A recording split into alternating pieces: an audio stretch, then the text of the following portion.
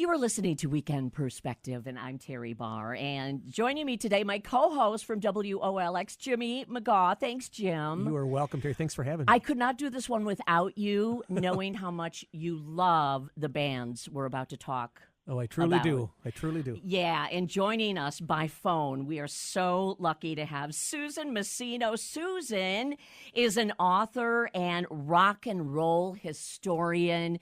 We are talking to her from her home in Savannah. Hi, Susan. Yay. Teri. Hi, my Jim. gosh, Hello, we are Susan. so happy.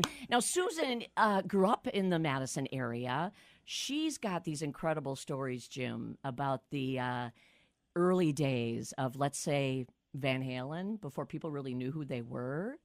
But Susan, I guess the first question I want to ask, we've been asking our listeners this too. What did you think when you heard the news about, honestly, the world losing Eddie Van Halen? Oh, I'm still in shock. I can't believe that we lost him at such a young age, and I know that he's fought for so long with cancer.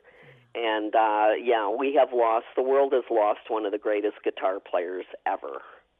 Jim, I know you agree. Oh, totally. One of the greatest, Susan. And, oh, my gosh, it's hard to comprehend all this still this morning. Oh, it is. Yeah, no, I'm stunned. I could not believe it. I got the news yesterday as soon as it came out, and getting email and, letters from all over the place, and everyone is in shock. You have some great stories, though, that can take us back, honestly, to some of the rowdy early days. And Jim has told me about this, I'm going to call it almost a mystical place called the Shuffle Inn. It wasn't it, Susan? Oh, yes. It really was. Every night, and your friends were always there. Ooh, see, I missed that. Wow. I missed out as well on the history of Shuffle Inn. Jim has filled me in a little bit, but you have the details of what happened that brought Van Halen to play at Madison's own little Shuffle Inn. Fill us in on that. Well, I was working for a paper in town called the Emerald City Chronicle. It was a bi-weekly paper that covered only music, and it got quite popular very quickly. And we had gotten an album, and I say we, the editor, I was associate editor. The editor was Michael St. John, who used to write for the Wisconsin State Journal, and, was a great writer himself. And we got this red album in the mail with 4 songs on it from a little band out of California called Van Halen. And we had heard, at that point, we had heard everybody and everything, or so we thought. And we just put it on the turntable, and the first cut was Eruption. And, of course, that was, I've said this in my first book. I said, I've heard a lot of bands, and up to that point when we heard Van Halen for the first time, it was like putting on a pair of rose-colored glasses. The world wasn't the same tint anymore. I love that. And so they were on tour. Their first tour, they had the new album out, and the only cut that they had released at the time was You Really Got Me, the Kinks cover. And they were on tour with Montrose and Journey, and they were coming to Madison. They were booked at the Orpheum Theater, March 1978, and we heard at the last minute that the Orpheum didn't want to deal with 3 bands. So they bumped Van Halen off the bill that night. Who bumps Van Halen? And I know. What were they thinking? Now we're all shocked about it. I suppose at that time it was like, well, we don't really know who these guys are yet, so. Well, yeah, they're the openers, so we're gonna bounce them off. And when we found out about it, of course we were horrified. And Michael St. John said to me, he says, I was the one that set up all the tickets, photo passes, interviews, things like that. So I dealt with the record companies every day. And he said, call Warner Brothers and see if you can get them booked into a club. And I'm like, okay, so I called my contact and I said, look, they cannot have the night off. They have to play somewhere. And she's like, well, they're going to love that. They don't like having the night. Well, and the Sheraton didn't appreciate their nights off. So those were way more dangerous, but well, kind of. But so they ended up they stayed 3 nights at the Sheraton Hotel in March of 1978. On March 7th, the Warner Brothers called me back a couple hours later and said, I gave them the phone numbers for the Shuffle-In and headliners. Oh. And I said, here you go. And a couple hours later, she called back and she goes, we booked him into the Shuffle. I hope that's okay. And I'm like, yeah, that'll work. That's So they played the night of the paper coming out. We came out every other Tuesday. And it was through the grapevine, but not advertised until the day of. And that night, I think the Shuffle had about maybe 700 capacity. And there had to have been over 1,000 people in that club. Oh, I love those were the good days, the good old days. Oh, yeah, good times. Drinking age was still 18. It was fun. It was a lot of fun. And so I got there early with my editor and another editor from the paper. We got there and went downstairs into the dressing room and, hung out with the guys, and I met the band, and I, had an immense crush on Eddie.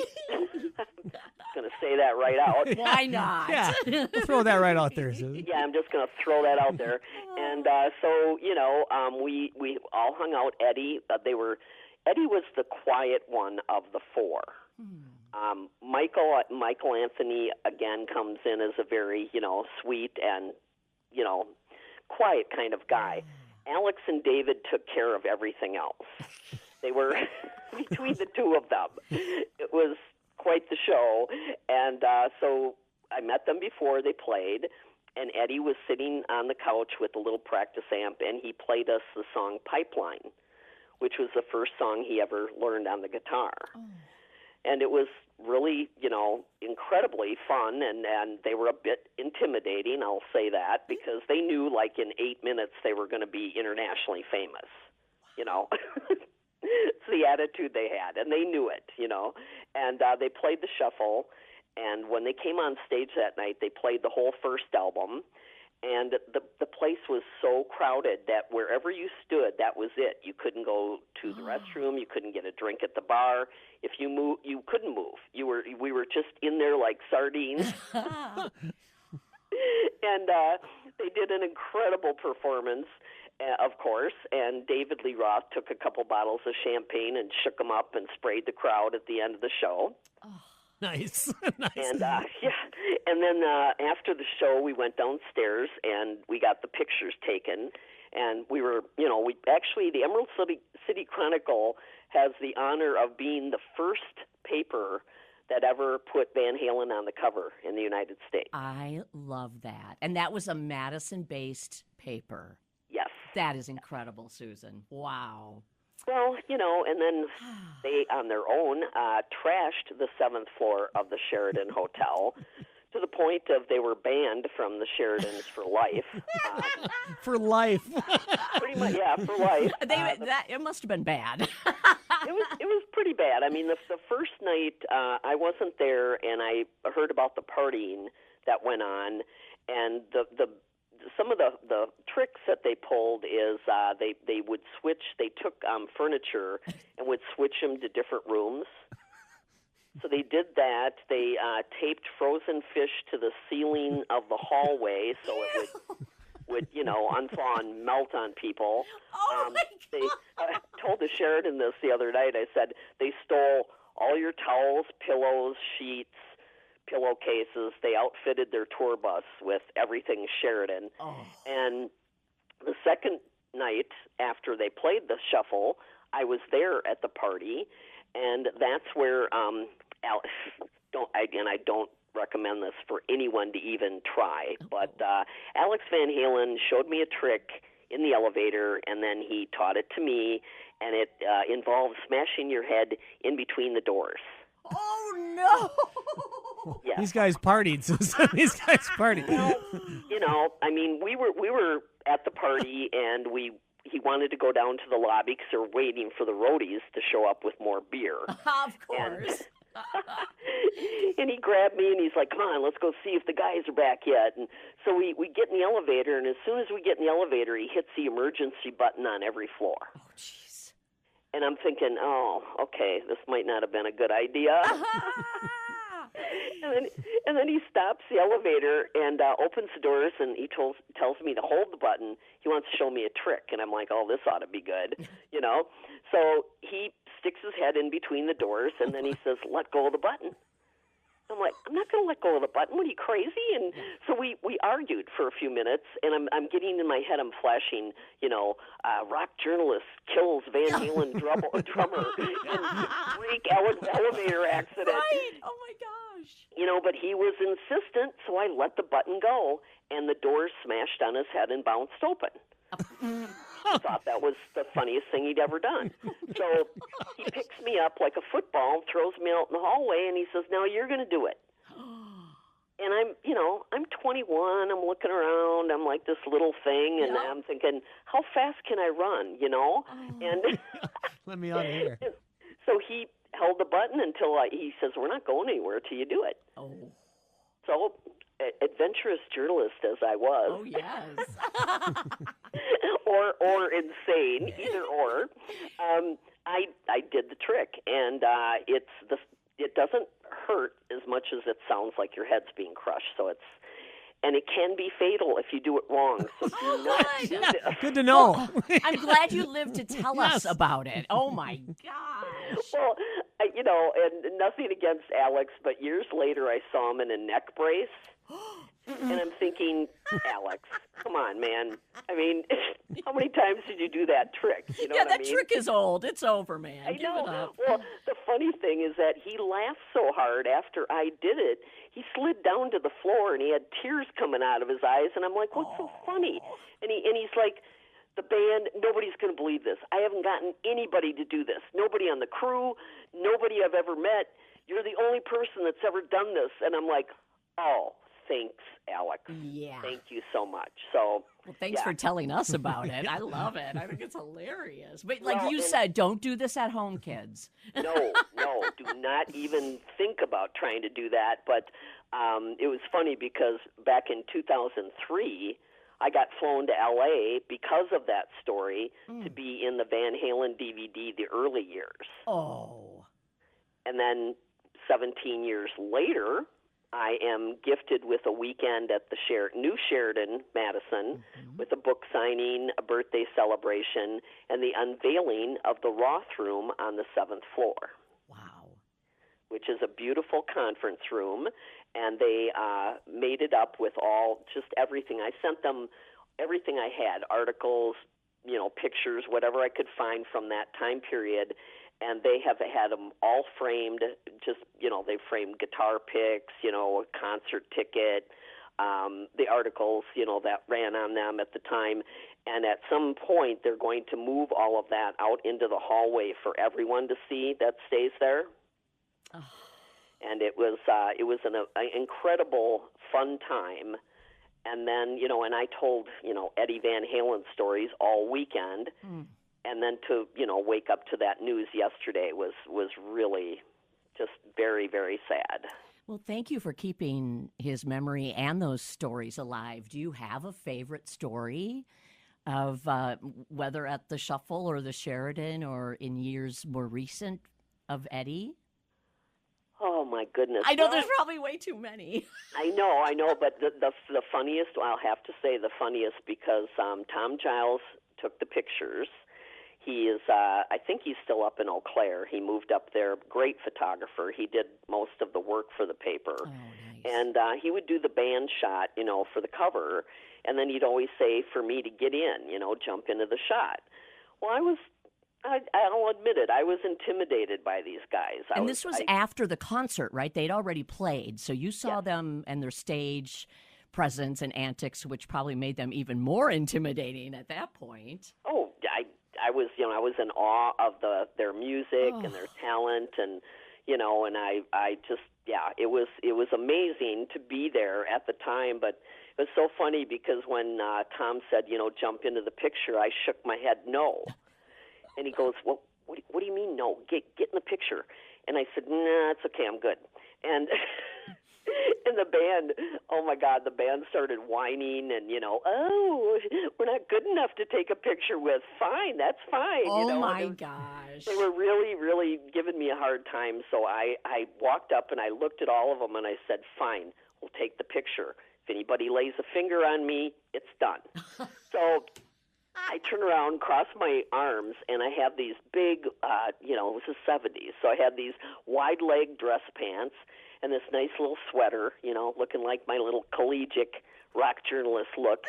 And I looked like I walked right off the campus, And I get in front of the band, and David, just lightly touches my elbow. I can feel Alex's hair on my neck because he's leaning in. Michael is, behind me and behaving, obviously.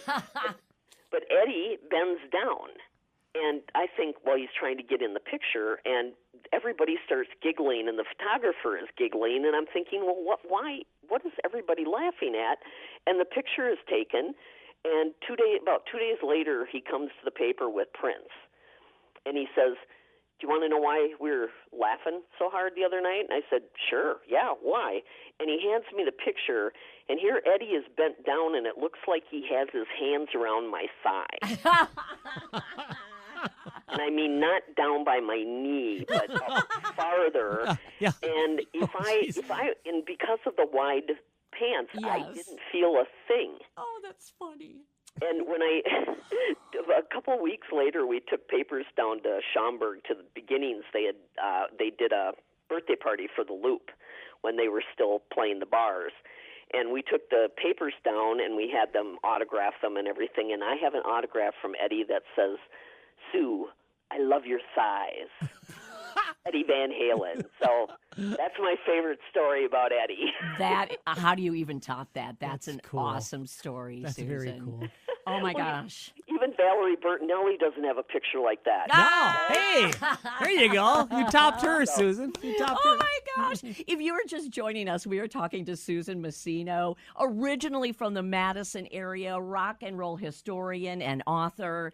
And boy, does she have great stories about some of the people that we admire and the music we love. Like we're talking about Eddie Van Halen right now, Jimmy. Oh, it's so much fun. These stories are great, Teri. Oh, my. I thought Eddie was the shy one, Susan. That's what I said. I even said that in my book that I thought he was the shy one. Wow. Oh my gosh, no, they and then the third night they stayed at the Sheraton for 3 nights. Oh, dear. Okay. I was there on the second night. The third night I had to go to the Playboy Club in Chicago to cover a band for CBS Records. So this was a rough life, but somebody had to do it. And the third night that they were at the Sheraton, that's when they were all off, including Journey and Montrose. And that night a table got thrown out the window. And I heard from someone that was there that Alex was going to throw a TV out the window, and somebody in Journey talked him into not doing that because it was going to come right out of his paycheck. Oh. So I guess, but they trashed the 7th floor. It was funny, but not to the hotel. Yeah. But it made it onto the dedication of the second Van Halen album. The 7th floor of the Sheraton Hotel, Madison, is included in the dedication. That's awesome.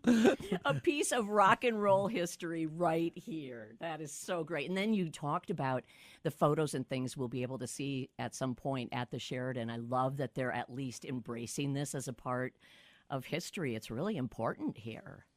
Oh, yeah. I was contacted by Matthew, the manager, about 4 or 5 months ago. And he said, we realize we're part of the Van Halen history, and you're part of that, and do you have anything? And that's when I, opened up the cedar chest, and I got out all the old chronicles that are all, yellowing but still available, and I copied everything I could, and I sent as many pictures as I could, and the display that they did is just, it was very humbling for me because I'm not in the band. I'm in the Van Halen room though. Oh, we will look forward to seeing that. Now, obviously, you were in town recently because you've also written quite the book about AC/DC, and you just updated it. I hate to say we're probably running out of time, but if people want to get their hands on this book, Susan, how do they find you, and why would you suggest? This is probably the more important question. Why would somebody want to read this book? What will they get from your AC/DC book?